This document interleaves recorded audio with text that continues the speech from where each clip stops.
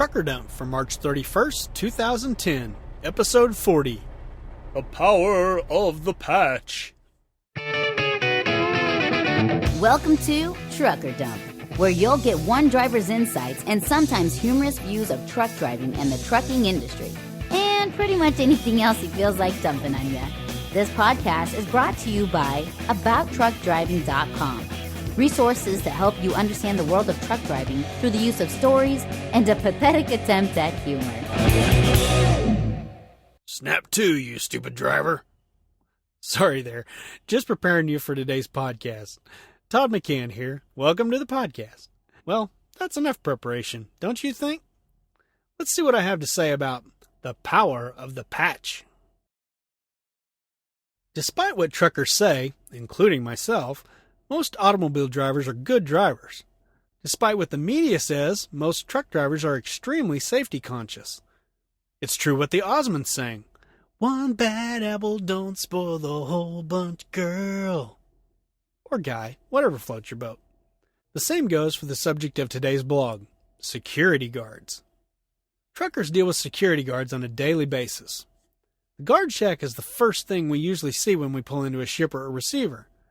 The guard will take down your truck and trailer information, check your seal if you're delivering a load, get any other pertinent junk that the company deems important, and point you to the shipping or receiving office.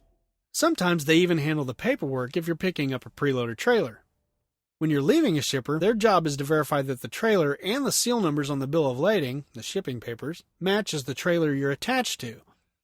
If it's a receiver, once you're unloaded, they may have you open the trailer doors to make sure you're not hauling out a load of plasma TVs you're not supposed to have. Dang it.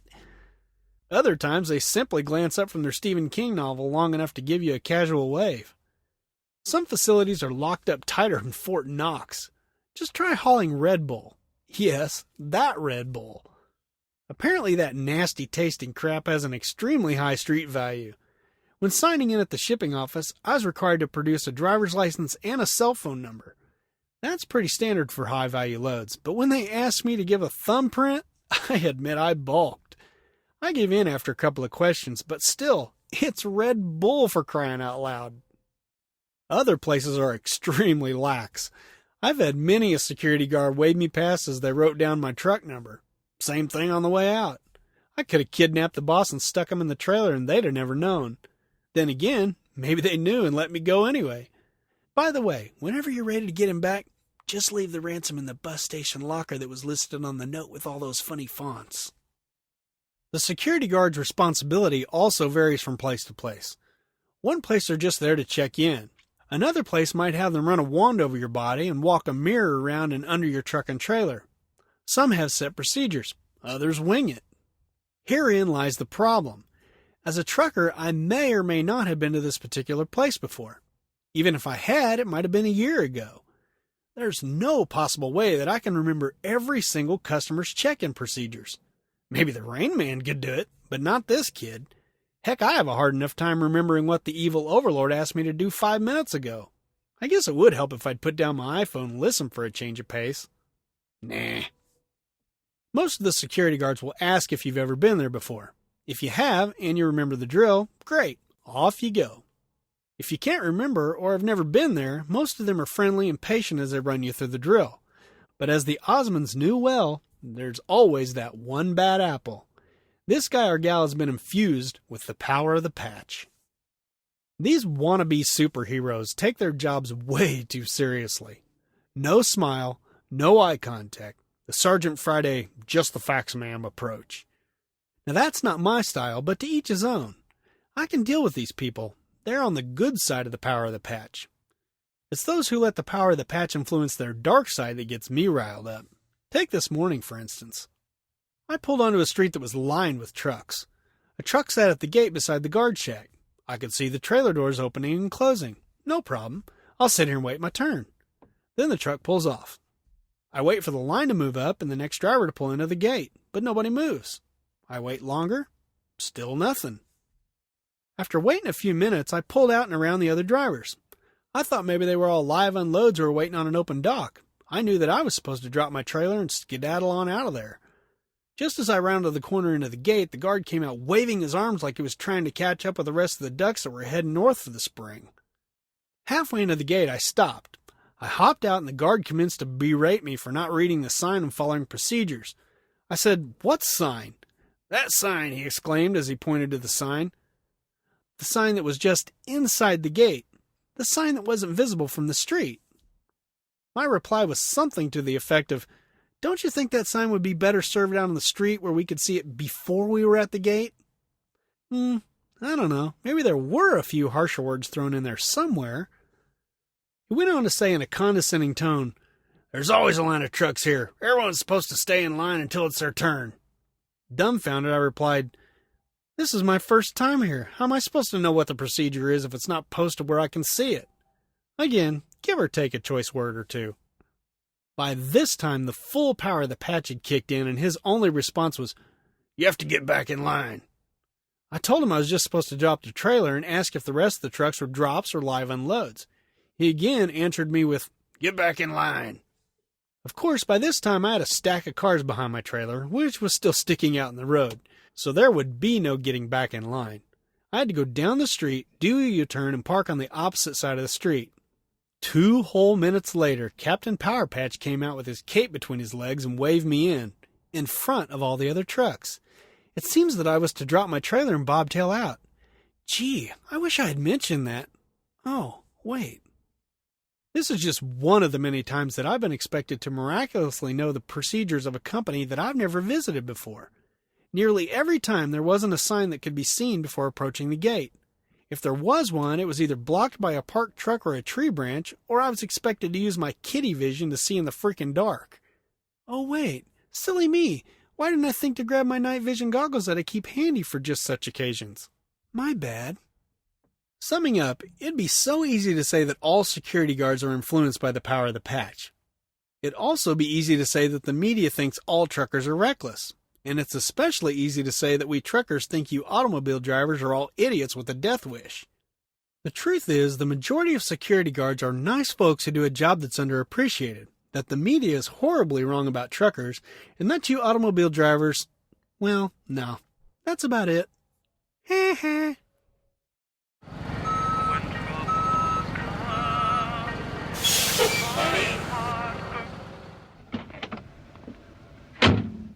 Hey, yo, bud, where do you want this load of feedback? Okay, here's how it goes. You just heard a podcast or read a blog post called When Planners Don't. You really hate planners. So what do? Well, of course, you write into the trucker dump to vent. What else would you do? All right, we've got 2 good ones today. One's from a new guy, appropriately named Screamin' Bob. He says, "I know your pain. Don't know who you work for, but at least you have load planners. Where I work, we don't have planners, we have reactors. They only react to the empty call. God forbid you empty after your travel agent, dispatcher, goes home. Because those jokers that work, and I use the word work very loosely, after hours don't even look at the Qualcomm. I can prove it by some of the conversations I've had with myself. Answer the phone? Don't make me laugh. Can't even get the regular hours travel agent to answer a phone. It's amazing anything gets moved in this country. Reminds me of a joke. Old driver's talking to St. Pete. St. Pete shows him the drivers on one side. The trucks are on the other side. Grass growing through them, and he says, "See, we haven't found any dispatchers good enough to make it here." Well, Screamin' Bob, thanks for the appropriate and very timely joke. And yeah, it does sound like reactors are even worse than planners. Makes me glad I work for my company instead of yours. At least my dispatcher will answer his phone during business hours. And here comes a doozy from our friend BLCZZ999. I gotta figure out a way to pronounce that. She says, "Todd, for shame on you. You didn't sacrifice a cup of really good coffee along with some OJ, a sausage egg McMuffin for Mickey D's, and at least a quart of milk. Upon sacrificing all of the above to the truck driving gods, you may inhale said same food for yourself. The veil curtain that you speak of is called the Veil of Secrets. Did you not know that load planners are magicians? They make things appear, and they can make them disappear. Something like the Lord giveth and the Lord taketh away. Only problem with that is these people do think that they are gods, only in their own tiny, tiny little minds. And to keep those good loads with great miles keep on coming, a truck driver must sacrifice their spouse, firstborn, male or female child, and either mother-in-law. In other words, from the movie Pretty Woman, you've got some major sucking up to do, mister. And after a while, you get fed up with kissing their little white heinies. You get really pissed off from having to sit in LA rush hour traffic since 11 a.m. that morning, and you're still not up and over the grapevine, so you can get the hell out of Dodge before the big one hits. And some freeway overpass comes crashing down on you in your truck. Every single dispatcher and load planner should be made to get in a truck and drive from Chicago to Los Angeles from the time a driver gets the trip information all the way to when they've dropped the load and they get their next trip information. It needs to be a mandatory requirement. Because these people have no concept of what all we have to do, none, N-O-N-E, they should be made to experience the rush hour traffic going southbound at I-5 at 2 to 4 a.m. every morning, with every idiot truck driver tries to be the first to go up and over the grapevine so they can drop their load in downtown L.A. They want scary? If that don't do it for them, nothing will. Gosh, guys, I'm sorry if that didn't make any sense. It's all capital letters, and I'm having a hard time reading it. She goes on to say, enjoyed and couldn't wait for the second part of this 2-part blog post of yours, Todd. Very good. When are you going to let the evil overlord on Twitter? Her following is growing by leaps and bounds. The girls back at OOIDA are part of that following. I know 2 of them that want to see her on Twitter. Well, wow. Thanks for jumping on the wagon train of rants. Vent, girl, vent. You know, I love the idea of office personnel taking road trips with real truckers, but of course, that'll never happen. There'd probably be a shortage of office people if it did. As for the infamous evil overlord on Twitter, I doubt you'll ever see that. She's one of the many who just don't get Twitter. I've tried to explain it to her, but I just get a lot of eye rolling. I have been working on her to do some guest posts on the blog, though. She didn't roll her eyes at the suggestion, so I'm keeping my fingers crossed. I'll keep hounding her as only a husband can do. And BLCZZ999 wrote me back and said, dude, I wasn't talking about office staff taken to the road. I was talking about load planner and dispatchers. It was done at one company that I drove for. Instead of them going from Chi-Town to Shaky Town, which is Chicago to L.A., they went from Wisconsin to Chi-Town and back. Well, BLCZZ999, I know that's what you meant. I've always considered dispatchers and planners to be office personnel because, well, they sit in an office. It's great that your old company used to make these gods go on a road trip with a driver. Shame it couldn't be farther, though. Chi-Town is a great place to start, but to get the real experience of long-haul driving, those guys got to be on the road at least a week, probably more. And she writes me back to finish it up. Yep, exactly right. When word got out to the drivers, everyone said, why do that? They aren't getting the full experience of what we do. It was like a complete waste of the driver's time. And darn, I thought we could get the evil overlord on Twitter. Guess hearing from the evil overlord on here is the next best thing. Yeah, she's written 2 whole comments, I guess. Both of them smart aleck. And she goes on to say, and I have something to follow up with this. She says, could you please follow me again? I haven't RT'd anyone anything from Flying J. I'm a nice person, contrary to what's being said about me right now on Twitter. Okay, people, I gotta tell you. Here's the deal. I followed BLCZZ999 on Twitter for quite a while, but I had to unfollow her. The problem was, and I'm telling you guys this, is because I do this to everyone. I'm not one of those guys who ask you to follow me and then I automatically follow you back. If you want to follow me, great. I really love it. I really like to talk to most people on there. But I'm not going to follow you back just because you're following me. If you just get on there and you retweet and retweet and retweet what everybody says and a bunch of articles from different people and you don't ever have anything original to say for yourself, you're not the kind of person I follow. If that offends you, I'm sorry to hear that, but that's just the way it is.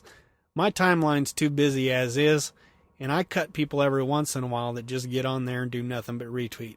And that's what BLCZZ999 was doing. I did go back every once in a while and try to check her out, but she was still doing it. And most of the retweets were stuff that I didn't really care about. ESPN Sports, stuff from Flying J, just a bunch of weather from all over the country that didn't pertain to where I was at. So keep that in mind for all you people on Twitter. If you're retweeting a bunch of stuff that doesn't pertain to most people who are following you, maybe you gotta knock it off. So anyway, I do like her. She's a nice person, but I just don't need that cluttering up my whole timeline. So, now you know, I'm not gonna follow you just because you follow me. Now, having said that, I do want you to follow me. So, here's how you can do that. That is, if you don't think I'm too much of a bunghole right now.